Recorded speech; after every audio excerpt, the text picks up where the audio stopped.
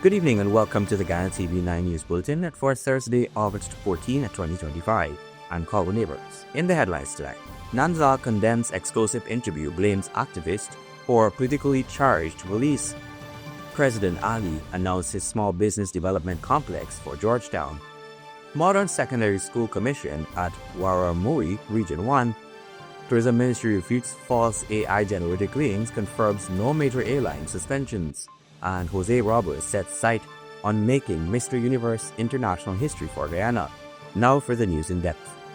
A new state-of-the-art secondary school was commissioned in Warramuri on Wednesday, August 13, marking a major step forward in expanding educational access in Guyana's hinterland regions. Constructed at a cost of $400 million, the facility is designed to deliver quality secondary education to students in the remote community, reducing the need for travel to coastal areas and supporting the government's broader goal of nationwide educational equity. The commissioning ceremony was attended by President Dr. Mohammed Irfan Ali and Minister of Education Priya Manikchand, both of whom reaffirmed the administration's ongoing commitment to bridging the educational gap between urban and rural communities. So on September 1st, I'm inviting you to buy them back so you could get more goodness and sweetness in your homes, in your villages, for your children. And we got a lot of people coming. So before I take my seat, this is an election season. We're not here to campaign. I'm here to open a school that started long before President Ali announced any election date. A school that started and was born of our promise to make sure everybody could access secondary education. President Ali highlighted that the newly commissioned secondary school, together with planned upgrades to the community's primary school, reflects his government's strong commitment to ensuring equitable investment in education throughout Guyana. We have to ensure that our Amerindian young people, our indigenous young people, have equal access to the opportunities in the police force, the fire service, the prison service, and the Guyana Defense Force. And I said to them, not only equal access by joining, but they must also become officers. And they said to me, but the problem is the entry requirement. Today, because of the investments we have made continuously in secondary education, I can stand here proudly and say to you that in the Guyana Defense Force, out of the 70 recruits this year for the cadet program, out of the 70 recruits this year, 10 are indigenous children, indigenous young people. Colin Abrams, Ghana TV 9 News. Police are probing a fatal hit-and-run that occurred at around 13:30 hours on Wednesday along the Sapai Public Road, East Bank Demerara, which claimed the life of 23-year-old Alex Prasad of Temeri. The accident involved motor lorry GAC 5784 driven by 30-year-old David Radnoth of Kaichiran Road, Suzdike. Investigators say Prasad had just exited motor lorry GAK 9080 and was heading south along the eastern side of the roadway when Radnoth, allegedly speeding south in GAC 5784, struck the right front of GAK 9080 and then hit Prasad. The victim suffered severe head and body injuries and was rushed to the New Diamond Regional Hospital by public-spirited citizens, but was pronounced dead on arrival. Radnoth did not stop, instead fleeing the scene. Police later found the GAC 5784 abandoned and locked at Sierra Joanna at around 19:30 hours. Radnoth was apprehended during an operation at the Demerara Bridge overpass. He is currently in custody at the Providence Police Station as investigations continue. Attorney General Anil Nandlal has strongly condemned the release of a controversial interview in which a series of damaging allegations were made against senior government officials, including President Irfan Ali and his father. It has to be a limit, Nandlal stated, warning that numerous threats of lawsuits have already been issued and many are expected to be formally filed in the coming days. The interview in question was conducted by businessman Junior Bash and a popular journalist. In it, Bash made several serious claims which Nandlal now links to political motives. He disclosed that a clear connection had been identified between the controversy and the Win party, suggesting that the issue is rooted in a broader political agenda. According to Nandlal, the situation appears to stem from the businessman's past ties to a former administration now aligned with the WIN party. Bass, for his part, has stated that the interview was never intended for public release unless he gave explicit permission or in the event that he was harmed. He also revealed that he personally apologized to President Ali back in June for statements made regarding the president's mother. However, Bash has not retracted or clarified any of the other allegations made during the recording. The situation escalated further when rights activist Melissa Atwell released a video of the interview on her social media platforms 2 days ago. Nandlal has since laid blame squarely at her feet for publishing the video, which he argues was never meant to be disseminated and is now fueling what he describes as a politically driven narrative. What I find particularly disturbing is the allegations made that seek to implicate the mother of His Excellency the President. And then Melissa Atwell posting the President's mother's photograph on her Facebook platform, publishing denigrating and very disrespectful comments of and concerning the President's mother, thereby encouraging those who engage on her platform to make similarly disparaging comments about the President's mother. I want to condemn that type of behavior in the strongest possible terms. The Attorney General stated that dragging the name and image of an elderly citizen across social media in an attempt to discredit or attack her character is nothing short of low and nasty and must come to an end.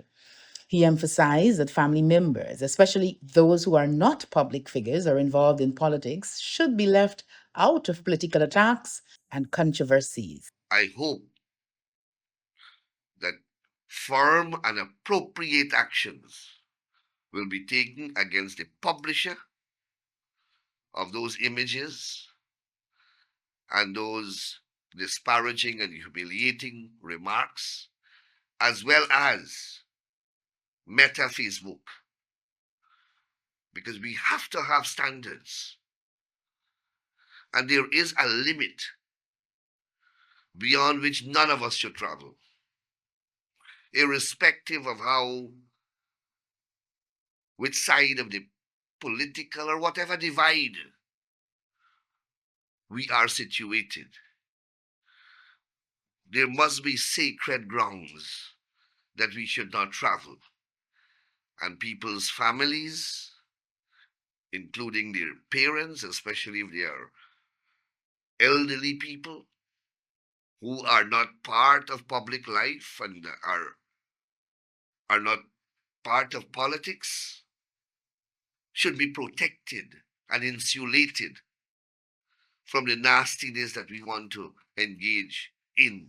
Nandlal stated that while the president will defend himself and take whatever action is necessary regarding the issue, his own concern lies with the attack on an elderly citizen who has served the country with distinction. He said the president's mother does not deserve such damage to her character at this stage of her life and called on all Guyanese to join him in condemning activist Melissa Atwell for her action. The Attorney General also pointed out that he himself had previously been a target of similar attacks, highlighting what he describes as a disturbing pattern of behavior. Presidential candidate of the Alliance for Change, Nigel Hughes, says that once elected, his government plans to give every Guyanese a house lot once they attain the age of 18. More of this report. Appearing on the 104.1 Light FM's morning show with Bobby Vera, the AFC presidential candidate said under an AFC government, every Guyanese will receive land free of cost once they attain the age of 18. He added that under an AFC government, every Guyanese would have a stake in their homeland and be given the opportunity to benefit from its development. Once you turn 18 years of age, you will get a house lot.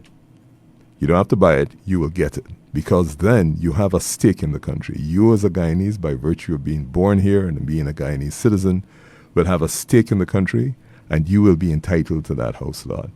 Hugh stated that the focus of housing development will be to guarantee that every community is equipped with modern amenities, ensuring citizens can enjoy a comfortable and dignified standard of living. We're not just going to give you a house lot in the middle of nowhere, in the middle of the swamp, or in the middle of the rainforest. We're going to make sure that the communities in which you receive those house lots have the latest modern amenities, utilities, clearly drainage. But most importantly, we must stop building housing communities that don't have parks, that don't have walkways, that don't have facilities for exercise, for gym.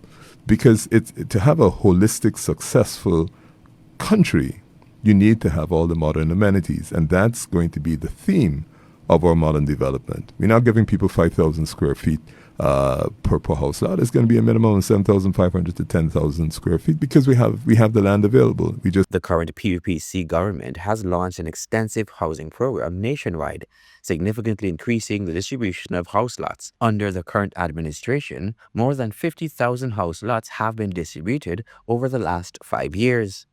President Dr. Mohammed Irfan Ali has emphasized that the PUPC government's land policy include strict conditions that apply equally to all, noting that less than 10% of the land developed for housing is allocated to private developers. This land policy, which underpins the government's housing development efforts, is designed to ensure that land ownership is accessible to Guyanese from all walks of life.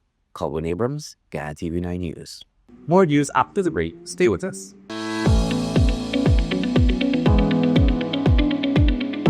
Election offences are actions that have been made illegal by law with a view to ensure that the elections are free, fair and transparent.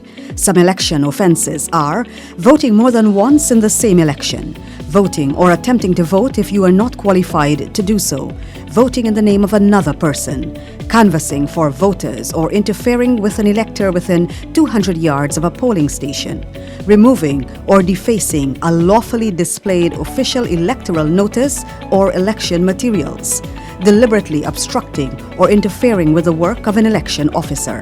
Any person found guilty of an election offence may be fined and imprisoned.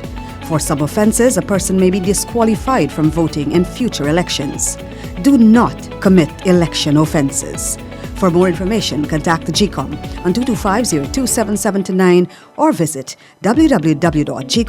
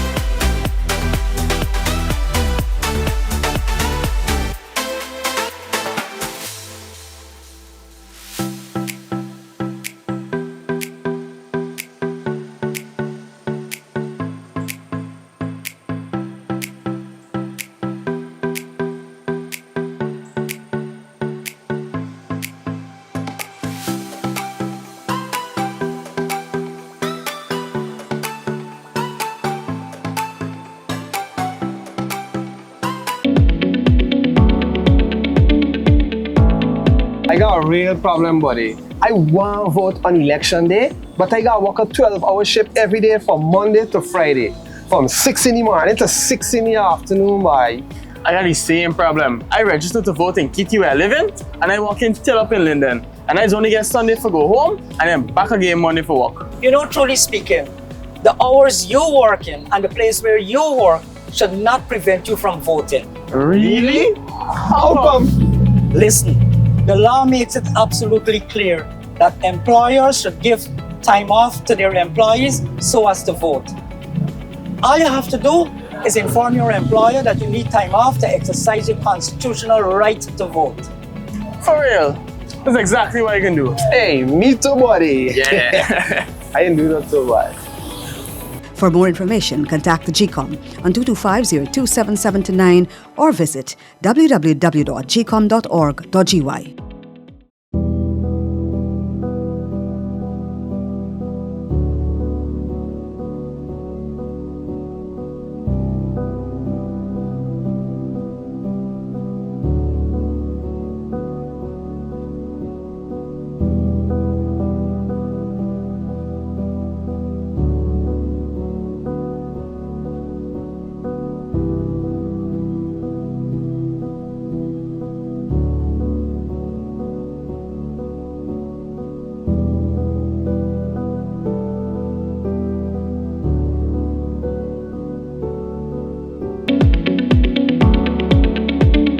Contrary to popular belief, voting is easy as 1, 2, 3.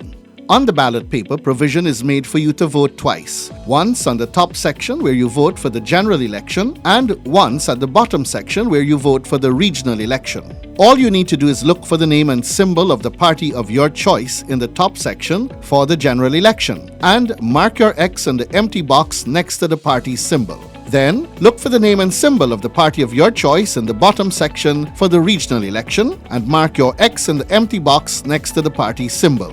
After you have voted, you are required to fold the ballot paper as shown by the election official. Dip the first joint of your right index finger in indelible ink and place the ballot paper in the ballot box. You will then have to leave the polling station. For further information, contact GCOM's hotlines at 225-027729, 226-6557, 223-9650, or visit the GCOM website at www.gcom.org.gy. Join us for the International Building Expo 2025 at the Guyana National Stadium, Providence. From August 14th through the 17th, you can explore the latest in building and construction, get tips from the experts, and network with top professionals.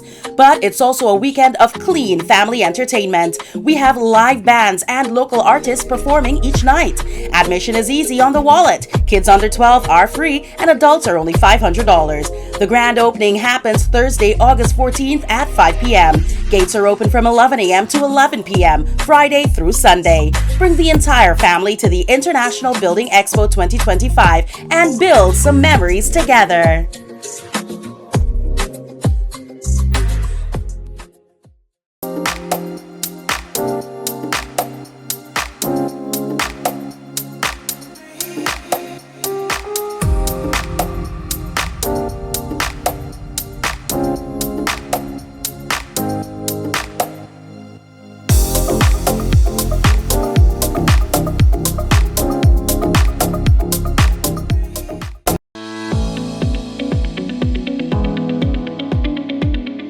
Monday, September 1, 2025 is Election Day. At the general election, electors will vote to elect the President and 65 members of the National Assembly. And at the regional election, electors will vote to elect members of the 10 regional democratic councils. Check the official list of electors that is being displayed at 2 prominent places in your area to ensure that you are correctly listed.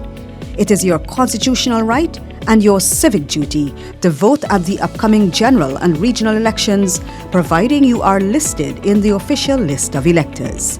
Vote early on Election Day. For more information, contact the GCOM on 225-027729 or visit www.gcom.org.gy.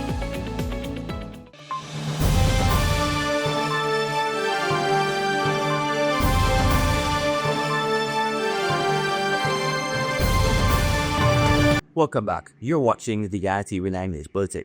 The Ministry of Tourism, Industry and Commerce is urging the public and media to disregard recently circulated AI-generated videos falsely claiming that major airlines have suspended operations to Guyana. These claims are entirely untrue. Guyana's airlift remains strong with all scheduled airlines continuing their regular services. No airline has pulled out of Guyana, the ministry said. In fact, the country has seen consistent growth in arrivals. The ministry stresses that the videos in question are fabricated using artificial intelligence and do not reflect the reality of Ghana's tourism and aviation landscape. Ghana continues to benefit from steady airline partnerships, ongoing route development, and strong interest from regional and international markets. In a bid to enhance economic opportunities and improve the standard of living for citizens, the People's Progressive Party's civic government will be investing in the creation of a small business development complex in Georgetown. Details in this report. The announcement was made by President Dr. Mohammed Irfan Ali during a large public meeting in Alexander Village, Georgetown, attended by thousands of enthusiastic supporters. President Ali described the community as an epicenter of development, noting that the upcoming complex will provide critical support for entrepreneurs, startups, and small business owners, offering training, access to financing, and market readiness tools. The initiative forms part of the government's broader national development agenda aimed at promoting job creation, economic diversification, and inclusive growth. Just look around you. Look at what is encircling your village. Hotels, malls, hospitals, industrial development, manufacturing, services, warehousing, new housing, expanded stadium, and soon to come, a small business development complex where our mechanics, where our spray painters, where our bottom house operation will go in a facility developed by the government.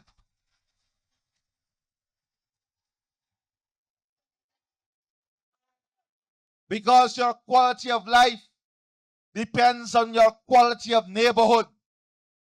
And we want, when you come home from work, that you can live in a quality neighborhood.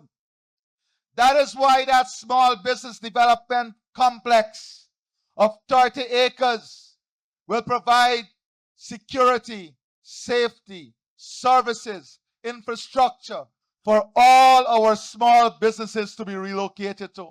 The upcoming small business development complex in Georgetown is poised to revolutionize the way many local entrepreneurs conduct their operations, according to the president. President Ali emphasized that the project is not only about economic support, but also improving community life. By relocating these activities away from the narrow residential streets of Georgetown villages, the complex will help ease traffic congestions.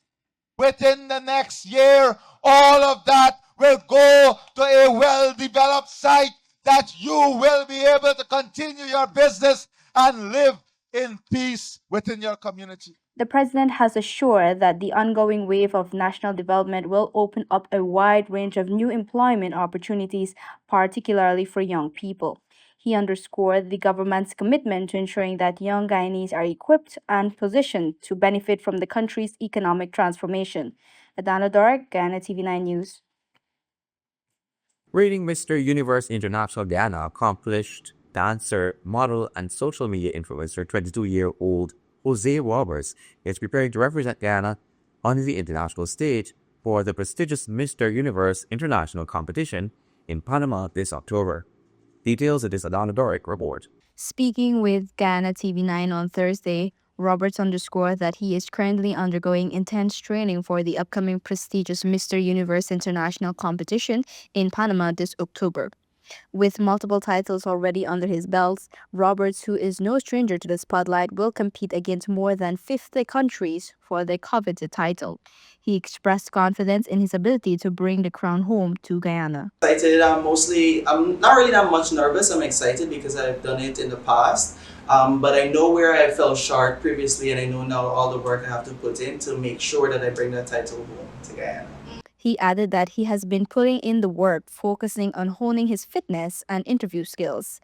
As a pageant coach himself, he's used to identifying and addressing the weaknesses of his clients. He's applied the same critical eye to his own preparation, working to overcome his own shortcomings to ensure that when he steps on stage, he's ready to represent Ghana to the fullest. Working hard, like we mentioned earlier, being a pageant trainer, I've seen how these girls came from trying to secure the crown, to securing the crown, and I've known the ways that I fall short, and I know where to put in the extra work to make sure that when I hit that stage that I'm well representing Guyana, and that Jose Roberts, who is also a dedicated mental health advocate for men, will travel to Folk Festival in New York on August 22nd to receive the Clarion Youth Culture Ambassador Award. This honor adds to Roberts' list of accomplishments, which he says fuels his passion for creating a positive impact. Yes, I'm excited because I'm excited because every accomplishment pushes me more to do something bigger and greater. So having this other award will just add to my collection. I'll just be more empowered to do more great stuff. In a powerful message, he's urging every youth to relentlessly pursue their ambitions. Keep going after what you want and working towards that goal, he stated, emphasizing the importance of persistence and dedication. He also extended his encouragement to parents, advising them to be the pillars of support for their children. Parents should be supportive in everything their children do and watch them flourish, he added. Adana Dorek, Ghana TV9 News. Thank you, Adana. And finally, tonight's newscast. Following the tragic military helicopter crash on August 6, 2025, President Dr. Mohamed Irfan Ali expressed condolences to the government and the people of the Republic of Ghana. In a letter addressing the recent tragedy, the president expresses his profound sadness, stating that the incident has taken away some of its dedicated sons, including Minister of Defense Edward Omei and Minister of Education Ibrahim Mortala Mohammed, who served the nation with commitment and distinction. Inevitable, or just don't sit down, or just go. The reader. Which is that? Letter addressing? Letter addressing? Yeah. In a letter addressing the recent tragedy, the president expressed his profound sadness, stating that the incident has taken away some of its. No? Thank you, Adana. And finally, in tonight's newscast. Following the tragic helicopter crash on August 6, 2025, President Dr. Mohamed Irfan Ali expressed condolences to the government and people of the Republic of Ghana. In a letter addressing the recent tragedy, the president expressed his profound sadness, stating that the incident has taken away some of his dedicated sons, including Minister of Defense Edward Omain Bamoa and Minister of Environment Ibrahim Mortala Mohammed, who served the nation with commitment and distinction. The president emphasized that their deaths are not only a loss to their families and to the administration, but also to the entire Ghanaian nation, which they diligently pursued in its development. He concluded the letter by offering his wishes for strength during this difficult time. And that has brought us to the end of tonight's newscast. I'm Calvin Abrams. Thanks for watching. Goodbye.